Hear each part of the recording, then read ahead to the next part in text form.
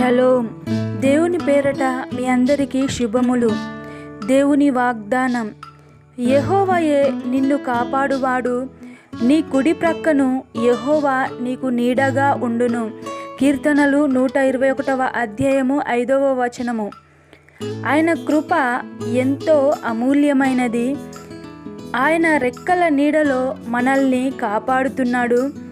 యేసయ్యను ఆశ్రయించు వారు ఎండిన చోట నీళ్ల కాలువల వలెను, అలసట పుట్టించు దేశమున గొప్ప బండ నీడవలెను ఉండును. ఎందుకంటే యెహోవా మనతో ఉంటాడు. ఆయన మనల్ని కాపాడుట విషయంలో ఎంత శ్రద్ధ తీసుకుంటున్నాడో. మనల్ని కాపాడే మన యేసయ్య కునుకడు, నిద్రపోడు. నిరంతరము నిన్ను తన చేతిలో భద్రపరుస్తాడు. చిన్న ప్రార్థన. మహాపరిశుద్ధమైన ప్రేమ కలిగిన యేసయ్య, నీకు వందనాలు, స్తోత్రములు చెల్లిస్తున్నాము తండ్రి. దేవా, నిరంతరము మమ్ము కాచి కాపాడుతున్నందుకు స్తోత్రాలు, వందనాలు. యేసయ్య, నీ చేతిలో మమ్ము చెక్కి ఉన్నావు, నీకు వందనాలు తండ్రి.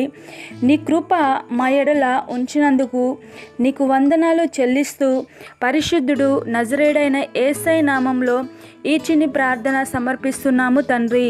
ఆమేన్.